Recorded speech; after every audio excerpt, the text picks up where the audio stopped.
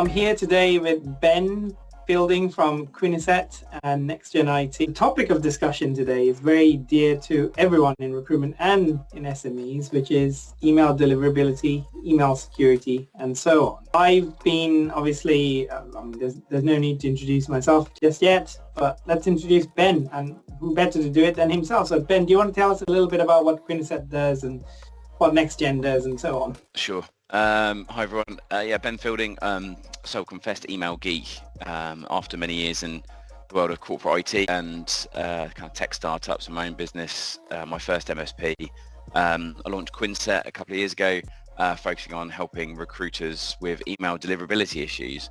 I absolutely love what I do. This is about helping recruiters get more return on investment from their email marketing and their outreach. So everything ranging from the DNS through to strategies to engage your audience more and everything in between. So that's the core of what Quinniset does. And NextGen IT, we're an outsourced IT company. We provide cybersecurity services, infrastructure, managed services, and a bunch of other stuff, right? The joys of working in an MSP is you do so many things. There's this great big endless list of things that you can do, but generally, people don't have to worry about IT anymore. NextGen have got you back. Excellent. Just to bring in a little bit about us as well. So as you probably know, I do exactly the same as NextGen IT, and we thought that's best to kind of talk jointly about topics that are of relevance to our audience. So here we are. So Ben, email deliverability. Give us the top tips, or just give us a little bit about what you find people are doing wrong, or what is important when it comes to delivering your emails to the inboxes that need. Yeah, it's important to understand the history a little bit, and I'll do a very, very quick history lesson of back in the day when email was everywhere, and everyone it was the latest, greatest new technology. It was a bit of a wild west, right? Anyone could spin up an email server anywhere in the world and send email pretending to be anyone. That was it, right? And over time they realised that, hold on a minute, that's not great. We can't trust these emails. So all these different layers of kind of functions and features and security elements of email has come in, and that's where what trips most people up is they say, but 3 years ago we could do this with email. We could do 10,000 emails a day, get X open rate, X click-through rate, X land rate. Fantastic. These security features, without getting too geeky, SPF, DKIM, DMARC, there are others, but they're the core ones everyone knows about. They started to get more enforced, I suppose, in what was the Wild West, now a very structured, organised, world of email protection. So in the last couple of years, that has been a big shift, and people still don't quite get that stuff right. They've not quite implemented things correctly, or they've had an IT company that doesn't understand DNS, doesn't understand email, doesn't understand deliverability, just makes some pretty hard changes that have then affected deliverability. So that's the number one thing. It's the DNS. Right? It's the stuff that recruiters wish they didn't have to worry about. And that's exactly what we help. Yeah, 100%. Recruiters need to focus on what they do on a day-to-day basis, what they do well, and IT isn't something that recruiters do well at. So coming back to your whole thing about the Wild West, and look at my history, obviously. I started off in 2008 in the events industry, and I kid you not, back then, people were sending like 2 million to 5 million emails a week through SMTP boxes that sat in servers, basically. And email marketing at the time, there weren't GDPR regulations, there weren't any of these SPF or DKIM or DMARC stuff. It was all about having a server with an IP address connected to the internet, to a domain with reverse DNS settings, and bosh, off you go. Email as much as you like. It was a free medium. And then obviously you started seeing things like your MailChimp, Constant Contact, and so on coming into the fray to kind of start replacing these, SMTP boxes that were based in servers, etc. And of course, email marketing then started to become a bit more expensive than what it used to be. Yeah, and then as we've all seen recently, I think it was within the last 2 years, you had the enforcement by Gmail and Yahoo on DMARC, and recently this year with Outlook.com, Microsoft enforcing their policies. And the general trend nowadays, correct me if I'm wrong, Ben, is that people are curtailing the amount of emails that you can send if you don't follow certain practices. But at the same time, things like GDPR, things like having the right DNS settings within your website and so on. So which also brought us to a couple of months ago now, the Terrell, which was a limit set by Microsoft, again aimed at trying to curtail the number of emails you send. So if you remember that conversation, Ben, we both shared on LinkedIn, which was the limits that were enforced, which is 10,000 emails a day per organization. But obviously, as you know, there's another limit coming in place, which limits the per user outbound emails to 2,000 later this year. Yeah, and there's some big shifts here, right? So one of the challenges that everyone's got in the email service provider space is abuse. Okay.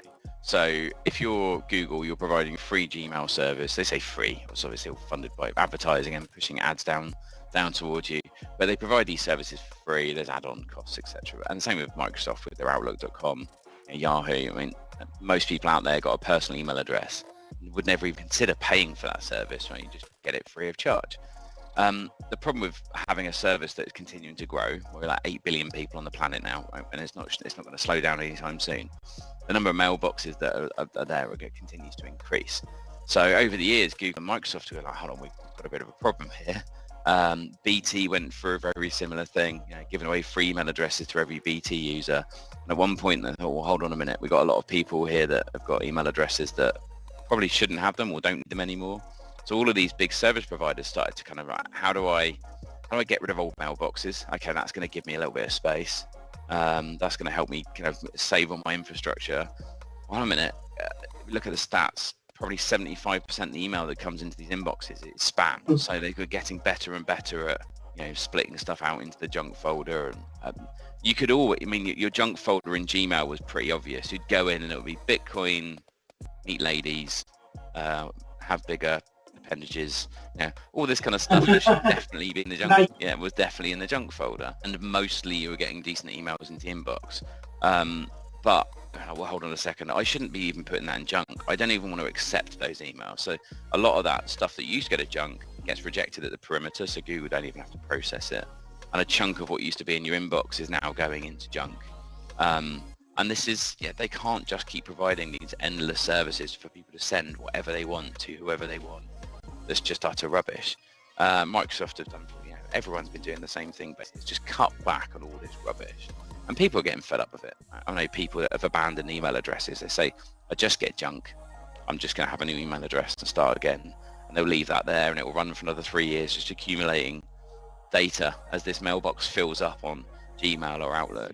So they had their issues, right? What they had to do is to try and protect the value of the service they were offering, increase the quality of that product they were offering, because they want your details. They want you to sign up for these mailboxes. They don't want to be known as the ones that everyone gets their spam in there. And that's just the residential free home email address market. And then we look at the corporate world, and they're on a journey as well, because again, we're getting a lot of spam, we're getting a lot of rubbish, we need to be able to filter this stuff out.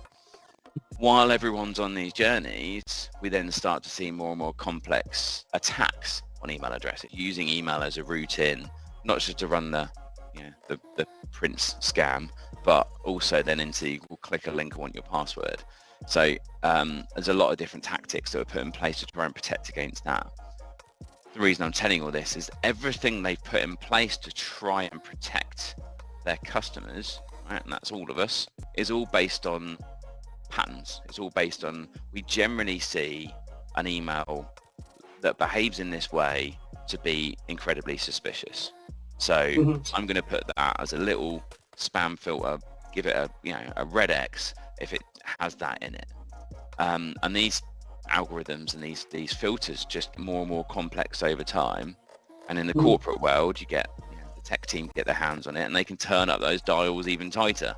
Okay, well, hold on a minute, I'm going to get really, really strict. We'll talk about the dials later on, but let's get to the let's get over the part where we try and get the emails through these dials in the first place. And that's the thing. So it's understanding what are those behaviors, what are the things that you could get blocked for, and you have to have a good, hard, long look at yourself as a business and look at the emails that you send and assess it in the view of, does this look like a scam? Does it look like spam email? Am I using scammers and spammers tricks accidentally to get emails in? Like using your email marketing tool and putting your web address in the footer, and then your email marketing tool turns that into a tracking link. That's now called a rewritten URL. The number one trick is scam is say, yeah, go to Microsoft.com, honest. But they hover over it and it's mydodgywebsite.com. It's oh, okay, I didn't realize that was a thing. I didn't realize that was what's happening. Well, if you test these emails, you send them through to a mailbox and you look at it and assess it and look around, oh, that doesn't look right. Okay, we might need to change the way we behave. So that's more of a, am I triggering the secure protection here? So here's a question for you, Ben, and you know, like we send out marketing emails. I mean, we don't send a lot. We only send out when we have an event coming up or something important to announce to our audience. The question here is tracking, right? So when I worked in SMEs, you know, marketing managers were obsessed with how many click-throughs they got, how many opens they got, right? And all the metrics around emails is about how to track the ROI of an email campaign.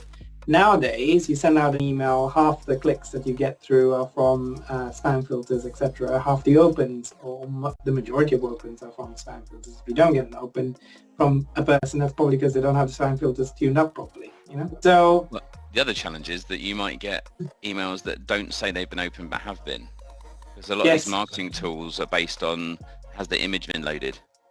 And if you see the show blocked content button, I'm looking at now in Outlook, and you don't see the images and you decide not to press that button, can't track the open anyway. Yeah. So I say, forget the number, right? You forget what that number is. That actual number of opened and number of clicks is irrelevant, right? Think of it as a benchmark. So what you're looking for over the weeks and months is trends. You're just looking for, have I been able to increase my open rate and increase my click rate, or has it decreased? Rather than, oh, we only had 73 on this one, and last month it was 69, but we sent more. And it's, again, almost ignore the number, look at the patterns, and what you're looking for is to try and increase those trends, because you can only trust a certain amount of data.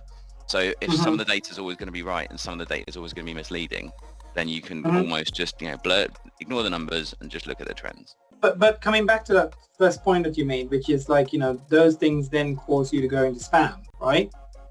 Well, then how do you measure? So, yeah, if you're triggering spam filters and things are landing in spam, then you're probably never going to know, right? You'll never know. Well, you'll never know if they landed in spam or whether they got delivered, to be honest. Anyway. But they could still be open and they could still be clicked. You don't know if someone's checking in their spam box.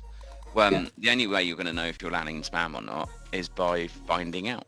Right, by looking, and there's several different ways you can look. You can carry out testing yourself. You can spot check people you're sending out to, or you can use things like placement tests. So there's a great service called Glock Apps that I love using as part of my deliverability assessment, which plugged into 100 different mailboxes, and it will tell you, okay, we've got 15 Gmail mailboxes we monitor. They all went to spam, or they all went to inbox, and then you got. Then it will look at Outlook. Oh, I remember this. Right. Yeah. So when we were in the events industry, the company I was working for, they call them seed mailboxes, right? So they had a mailbox in every single provider that they'd set up. So Outlook, Gmail, AOL, you know, you mention it, right? And so when an email hits, and if they don't hit in the right place, they know that it's gone into spam. But obviously Glock Apps, so I guess, can monitor all that for you without having to go into it. It monitors it all and gives you the data back, and it gives you an opportunity to go, right, how am I going to steer this stuff right? But there's a bunch out there, right? Warmy have got a really good placement test feature as well. I love that one as well. I was a big fan of that. There are other ones out there on the market. I'd say try them all out. Have some of your own. Test it out in your team. Right? If you've got a recruitment company with 60 people in, you've probably got a good cross-section of Outlook.coms and Gmails in there, and just get everyone on board. Get everyone on board with this journey and go, right, we're going to fire this out. Where did it go? Went there. Great. Go and mark it as not spam. Let's get it back in the inbox. So I've got a question, right? So we are talking about sending emails out. We're talking about them landing in spam. The other question around this is there's a lot of hype out there these days about tools like Instantly.ai and others that do drip campaigns for people to warm up mailboxes, etc. What's your take on that? Two types of warm-up services. They are one's okay, one's a lot better. right? So there's your community warm-up tools. And a lot of these, like Lusher's a good example of this. There are other ones about that. Lemwarm, I'm thinking of, not Lusher. So quite a lot of them, you sign up, and you'll know that you're getting this, right? You'll sign up, and then it will start sending emails on your behalf, and you'll start receiving emails from other people into your mailbox. And they're generally other customers of that service. The problem is that most of the people that sign up for those services are using their business mailboxes. So they're on 365, they're on Google Workspace, they're on Zoho Mail, they're on whatever they're on. And yes, you're getting engagement and you're going to get traffic coming through. But for a recruiter, that just solves, it doesn't even solve it, but it helps with the B2B problem, right? It helps with the client outreach. It doesn't do anything for candidates because these community warm-up services aren't warming up Gmails, Outlooks, Yahoos, AOLs, anything like that. So then you get your other type of warm-up service out there, which actually have their own army of mailboxes and a growing army of mailboxes, which they're doing genuine warm-up, where they're plugging in to mailboxes across, and they'll keep rotating and pulling these things through, right? So you've got community warm-ups, you'll spot them because there'll probably be like a certain word or a tag or a bit of code within the email. You'll see your sent items, will fill up. Also, they might say, "Oh, set up a rule and move these emails to a folder, or else your inbox is going to get full of other people sending you emails." Yeah, two schools of thought. There's two kind of elements to that. There's the B2B warm-up, community warm-up tools, and then there's the other ones that do a good mix of B2B and B2C. So just for people's general benefit, a warm-up tool, what it does is it tries to kind of teach the spam filters that your mails are safe. Is that correct? Exactly, yeah. So let's just look at Google. And if anyone's listening, if you don't have a Google Postmaster account, go and get it.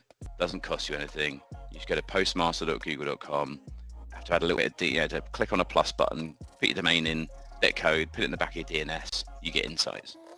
So what that will show you is the percentage of people marking you as spam. So on any given day, what percentage, it doesn't give you the numbers, but you can work that out if you're doing your DMARC reporting properly. You can have a look and see what percentage of people are marking you as spam. Right, okay. Anything over 0.3% is bad in Google's world, but realistically, I've seen people sit at 2, 3, 4, 5% quite regular basis and never get blocked and continually hit the inboxes. So what you need to do is you need to teach those platforms that although there's people marking you as spam, there's a bunch of people that are doing the opposite.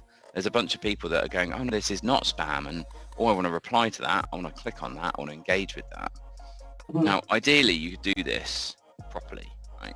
You would do this. I'm going to have a regular campaign out to my hottest, warmest prospects that are super engaged. I'm going to add loads of value. I'm not going to ask for anything. Free insights, free download, 10 top tips, free.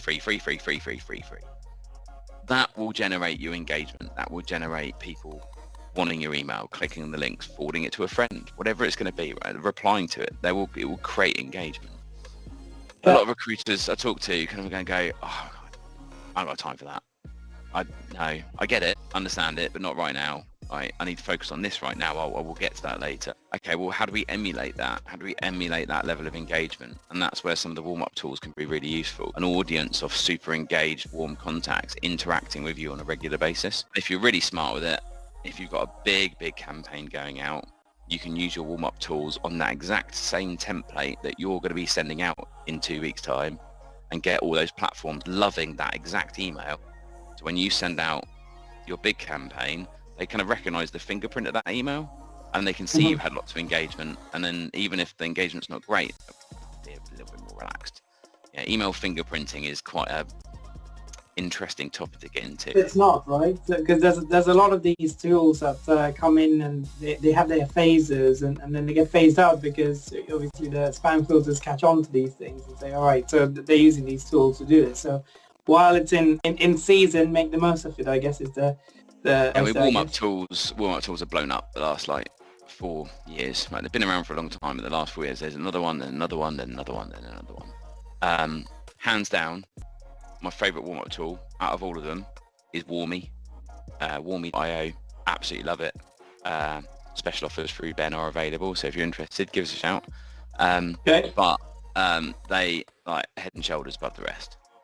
Okay. That said, there are other tools that are useful, right? And there's something to be said for using more than one tool. So I've heard Instantly.ai being mentioned so much within the recruitment community. What's your sort of take on that one? Well, they do warm up as a bit of an extra, right?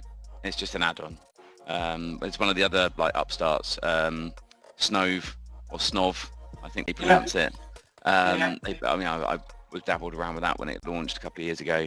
Again, they do a warm-up and placement service kind of as a feature, as an add-on, because they can, right? Because they're already interacting with your mailbox and those other people's mailboxes. Not hard to engineer and get that community warm-up bit going on there as well. Instantly, that's not what they do. It's just a little bit of what they do. So around that engagement kind of, or that automated engagement, and really trying to ramp up the engagement piece. Whereas companies like Warmy, we do warm up. This is what we do. We get you there. They've got more support around it, a more invested community of people, and some brilliant experts that work in the business as well. Really good team. So here's a question then. Around what do you call it? The stuff that's on your left-hand side, I guess. We've got DKIM, DMAR, that stuff. What do these mean? I mean, to the average Joe, I mean, I know what they mean, but obviously to the guys who are watching this, why is it important to set these up, and how do you set these up? So SPF was the first one that came along. SPF was essentially the community going, hold on a second, anyone can send an email from anywhere. We should probably try and restrict that. So they set up this function called SPF.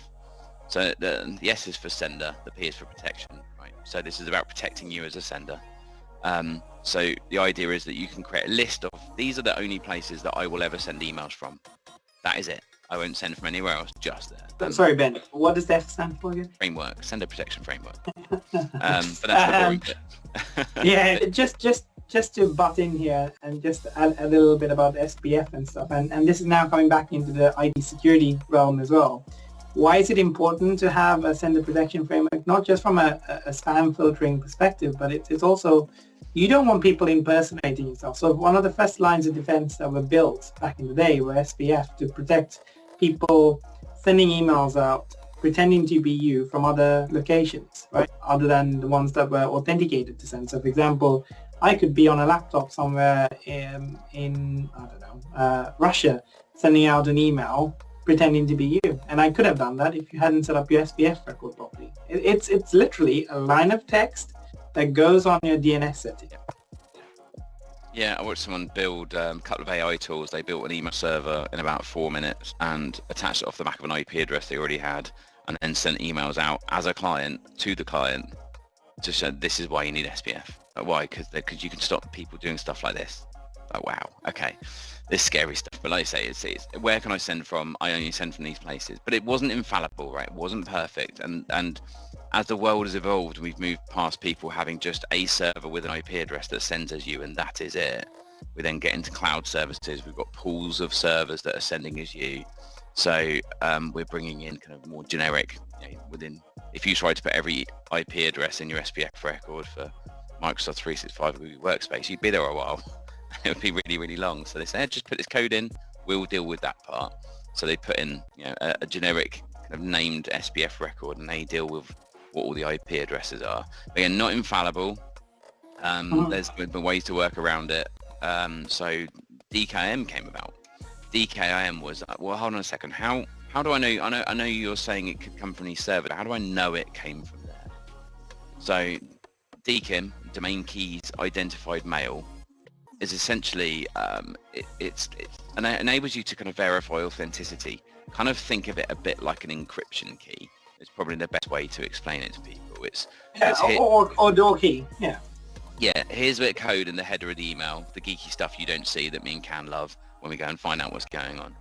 So within there is going to be like, yeah, I've got this code. And okay, well, I've had an email from this domain, and has it got DKIM enabled? Well, okay, it has.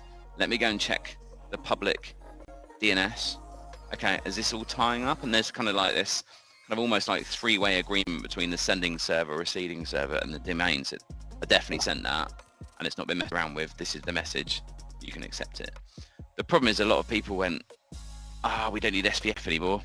DKIM's way better, fantastic. So a lot of email marketing platforms out there will just say, it's fine, just do the DKIM, you don't need the SPF record. And people like me and Callum have been saying, well, you need both, you should have both, you should definitely have both. And then Microsoft came along and kind of verified what we were saying, which was when a couple of years ago when they brought the hammer down on emails being in the right state, they're like, you need SPF, DKIM and DMARC. You have to. And everyone was like, oh, okay. But even now, a lot of email marketing platforms don't give you the SPF record that you need. You've got to go off and find it. But anyway, so that's the DKIM. So it's SPF was the first attempt at trying to secure email. DKIM was a better attempt. Together, they're really, really powerful. DMARC is where things get really cool and really nerdy, because all of a sudden you can publish a record out to the world that says, by the way, everyone, if you get an email from me and it breaks this SPF and DKIM stuff, I'm going to tell you what to do with it. I'm going to tell you whether or not you can decide to accept it, or you should probably mark it as quarantine, like junk, like super junk, my customers call it. Or should you just reject the message? So you can give instructions to the world. If I didn't send an email, reject it. So this protects you from spoofing. And this is so cool, but so dangerous. I see so many businesses that have been advised to set a reject policy on DMARC, so telling the world, if the email's not right, reject it, right, from an SPF DKIM perspective, and then they've not set up DKIM or SPF properly on some of the services. So they're literally instructing the world to reject the messages that they've misconfigured themselves. The way you can protect against that is by doing DMARC monitoring. So the other cool thing about DMARC is at the end of every day, if you put this email address in your DMARC record, it will send back reports. Every email server that's had an email from you that day will send a report back and go, right, 35 emails from you today. Loads of them was from 365. This one was from this random server in random country. Oh, okay. These all passed SPF, this passed DKIM, those ones failed, this one, right. And then you can make decisions around, is my DNS set up correctly? I haven't configured that properly. Now I'm confident I'm configured properly, I should probably set my DMARC policy to reject. And if you're going to make any changes, you can kind of relax your policy, make changes, test it, put it back again. It is really cool and really nerdy, but the insights I get from people's DMARC reports, unbelievable. The amount of times that people said, oh no, we only send from Bullhorn or Loxo or Sourcewell, and I've got a bit of SendGrid going on over here, and I've got 365. That's it.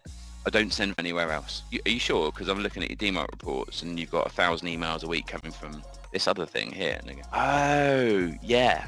Okay. Yeah, that's us as well. Okay, well, we should probably go and set the DNS up properly.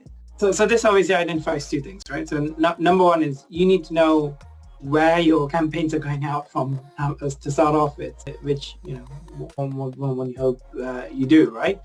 But the other thing is with DMARC implementation. Now, we follow a practice about a month of putting it in report-only mode so that we can see when a customer starts sending out whether they're getting blocked or rejected, etc. And we monitor that before we start tuning it back into reject. We always advise people to go with reject policies at the end, but that's after the fine-tuning has been done and the monitoring's been done. So don't ever implement DMARC straight to reject if you haven't got an idea of where you're sending emails out from to start off with. So that's a very, very good tip there, Ben, for the, should I say, adventurous recruiter who wants to set up their own DMARC settings and so on. Yeah. The one thing to be aware of, though, is DMARC is changing this year. Okay. It's really vague at the moment, and there's no real dates, but there is a tuned up version of DMARC that's coming out. So they're getting rid of some of the little random codes that you don't need anymore because it's irrelevant. And they're bringing in some extra features around, am I in testing mode, am I in live mode? There's I've got a blog that's coming out on my website soon about it.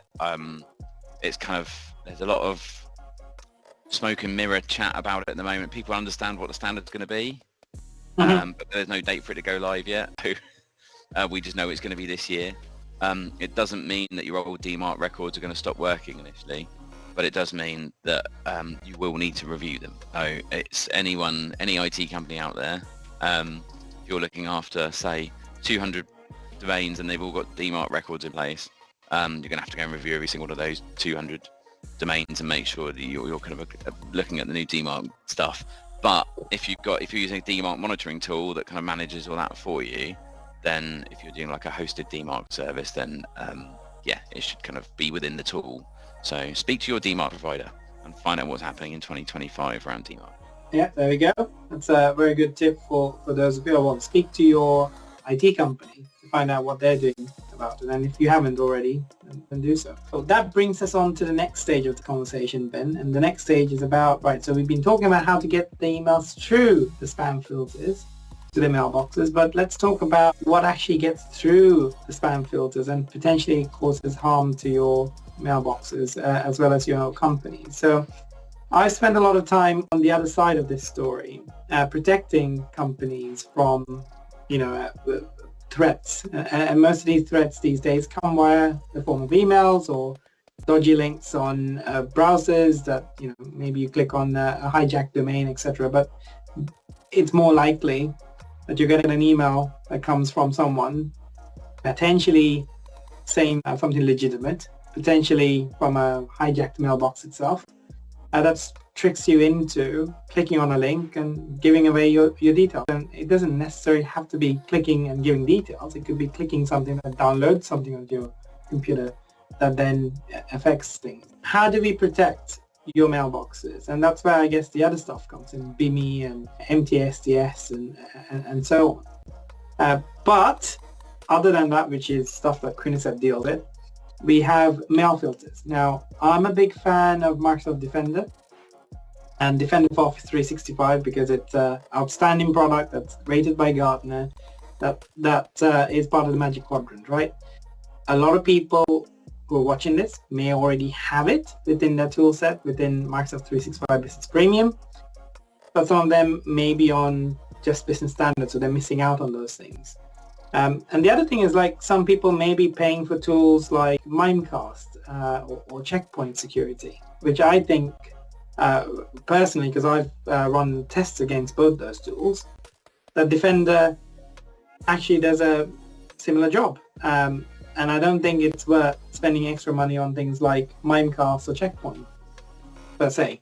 Back in the day, if you asked me 5 years ago, I would say no.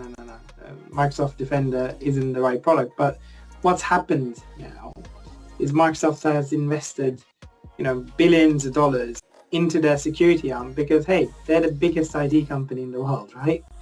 Yeah. But back in 2020, they didn't have much of a market share in security. But it's become one of their objectives now to be one of the leading security retailers, right?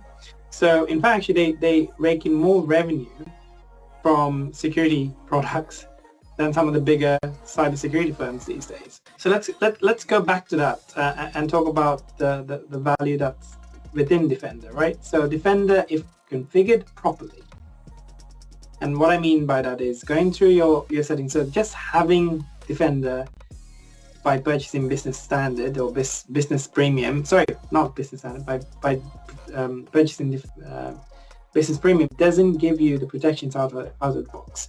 It has to be configured, and it has to be configured correctly. Tuning that dial up too much can mean you may not get anything at all.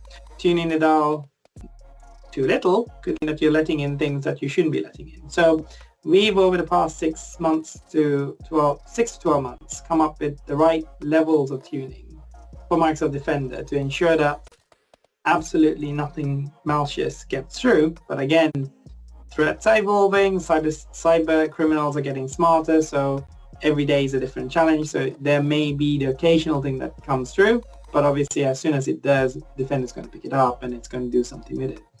So there are a few tools at your disposal with Defender. For example, you have the safe links, the safe attachments that monitor and track all those links that you're talking about. So that's where you see the email deliverability reports with clicks.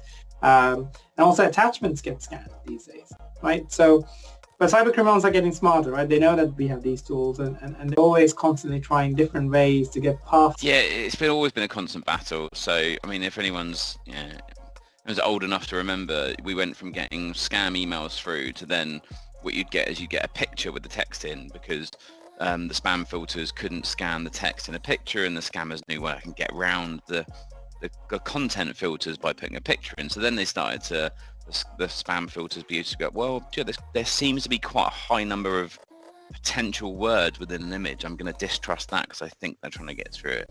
And then they put stuff in a Word document or a PDF or whatever else it might be. And then they started to password protect PDFs, or actually need to put a password in to open a special document because they knew tools couldn't scan in those. We know one of the worst things you can do is put tracking links in a PDF document and email it to people, right? Spam filters go nuts for that stuff. They're like, whoa, I can't check the links because I can't open the PDF in a sandbox. So I can't check the links. I'm just going to go, this might be dodgy. So they're all, like I say, constantly looking towards it. What's been quite interesting is Microsoft, shifting their approach, and they have made it easier for everyone to do this, right? So there's some architectural changes that happen within the 365 world that enabled them to build new bolt-on products and services within 365. It's also enabled other vendors to do the same as well. So Mimecast are doing a massive shift. They're going to move from being a perimeter service to being an internal service that sits in Microsoft 365. Good for them. They don't have to process 40 billion emails a day or whatever it is they process. They can just sit within 365. But Microsoft is, fairing the game up. They're not just going, well, we're going to do this really, really well now in a way that you can't. They've opened up and said, hey, this is a better way of doing it. I'm going to give you an option to come and do this stuff as well. So, and this is what a lot of Microsoft gets some stick from some people, but they do, in a lot of cases, play really, really fair and play well with others. What you alluded to was the spam filter tuning. My world in corporate IT was always someone on the service desk, and we always look after a business. We had 120,000 employees. One person's job just to respond to, please can you add this email address to the allow list? Please can you add this email address to the allow list? Because emails coming in were getting caught in the quarantine and people needed them. IT's smarter nowadays. It will be looking at, well, so why did they get blocked? Because we can allow that through, but were we blocking it because we've got security concerns about their content? Should we not give some feedback to that company to say, look, your guys need to speak to our guys, but you do realize you're triggering spam filters because of this. Here's an opportunity for you to change that. We'll put you on the allow list for 8 weeks, but you kind of need to solve your issues, please. That's been a real shift within corporate IT, those kind of attitudes and responses. But giving people access to the quarantine of the emails that get caught as well. I see a lot of companies that didn't even know this quarantine feature existed, and then they go and look in 365 and there's the last 30 days, there's 700 emails in there, and they're like, oh my God, that candidate did reply. The client did reply. Why wasn't I notified? That's a very good point, actually. So the quarantine trigger rate at which you get notifications is by default every day. You can get it as low as every 4 hours. But if you just bookmark the link to your quarantine page, you can check it as you like. So typically, if an email hasn't landed in 10 to 15 minutes, go check your quarantine page. And you might see it, but it's also important, right, that we don't allow users to release things that are, 100% confidence, that they could be malicious. So what we do with our customers is that we absolutely set the quarantine settings to as much as high as possible. They can release low confidence spam or low confidence emails. What I mean by low confidence is if the spam filter isn't quite sure it's safe, but it is sure it's not safe, it quarantines it. So therefore, those ones we allow the customers to release themselves. If it's something that's a high confidence spam or high confidence malicious email, we say, well, you have to log a ticket with us to get that released because we would like to check it first. And of course, with our response times and stuff of 15 minutes, etc., it doesn't cause too much hassle for our customers, but it ultimately protects them from accidentally releasing something that may cause them harm. Now we're coming back to one of the other things we spoke about. We spoke about SPF and DMARC and DKIM. One of the things that it tries to do is to prevent these spoofed emails. A lot of you may have been getting or are still getting emails that pretend to be your boss or your finance director or someone else from a different company per se. And so built-in Microsoft 365 Microsoft 365 within Defender is something called impersonation protection. And what that aims to do is to prevent those emails from hitting in the first place. So it looks at your mail addresses and tries to kind of say, all right, so if you send an email from Ben Fielding at NextGen IT into Ben Fielding at Quiniset or to people within Quiniset, it'll say, we have a Ben Fielding here. Yep. This doesn't look right. Let's quarantine it. So there are filters that can prevent that from happening. But one of the funny things that happened. Sorry, go on. Yeah, funny things that happened recently is one of our clients. We set up these settings, and it blocks any sort of impersonation attempt. So what these crooks then started doing was emailing the employees on their personal email addresses through LinkedIn, what's the word for it, data mining, right? So they went in, they found people's personal email addresses, emailed them with mailboxes that had the same name of the person, but maybe it's some Google or Hotmail, etc. And obviously, we can't protect you outside of 365. So that brings us to another good point within IT security, which is education. So you need to always question, monitor, and verify things that you're getting. Because it doesn't matter how good your spam filters are. It doesn't matter how good your defenses are. Or if you've set up all these things. If your staff aren't trained to spot what fake email looks like, or what a potentially malicious email looks like, or not to do things like open attachments from unknown, unverified sources that you weren't expecting, you're going to get done over. But then the thing is, there are, which is outside the scope of this conversation, but there are protection tools, and I think, Ben, we should probably come back from a next-gen IT perspective on another discussion, talking about how you protect your computer systems and networks using tools that are readily at your disposal, as well as, obviously, user training. The user training is important. At the end of the day, the standard line within our world is your employees are your first line of defense. And if you 100%. think about it from a physical security perspective, you can have in your building the most amazing alarm system, bars on the windows, CCTV, fingerprint, retinal scanning, everything. But if someone leaves the door open, that's it. So it's game over. And this 100%. Happens quite regularly. They just let people in because they've been scammed. Someone has preyed on their nervousness within business. They might be new. They might be in a junior role. There's a sense of urgency about a request. The most important thing for anyone to do as a business owner is to educate your staff on what you will and won't be asked to do over email or WhatsApp, or this is how we behave. If you ever get asked for anything outside of this is the process for validating my identity or their identity. And you got a very, very valid point there when we're talking about WhatsApp and stuff. So WhatsApp, for example, WhatsApp for Web sits outside of our protection mechanisms, right? So that's another very good delivery mechanism that attackers are using to send dodgy links to or dodgy attachments to, which, the unexpected recruiter might go and click on. And there you go. So if you don't have those protections that we'll talk about in the next segment of this, you'll probably fall prey to. So impersonation is a real thing. Spam, although we spoke a lot about getting the emails to the right people, we also need to talk about, and we also need to understand that protecting yourselves from the bad guys out there is also equally important. And there are things that you can do within your stack that you already have to protect yourselves from it. But, if you're not too sure where to start, well, there's two great people here on this conversation that you can reach out to and talk about. I mean, Ben and his company do a lot of cybersecurity and email protection, and they offer a complete package. Obviously, us here at Aventis Tech, we do a similar service. Yeah, and it's good we collaborate, we talk about these things, we discuss, because ultimately what is important to us is delivering a good service to our customers and ensuring that they are protected, because if they're not protected, then it also tarnishes our reputations. So I think that's it. Well, Ben, it was fantastic talking to you today about email deliverability. I look forward to our next conversations about device security, because that is a topic in itself, and I think you might want to get your business partner into that one. We talk about more geeky stuff than you can probably handle at that point.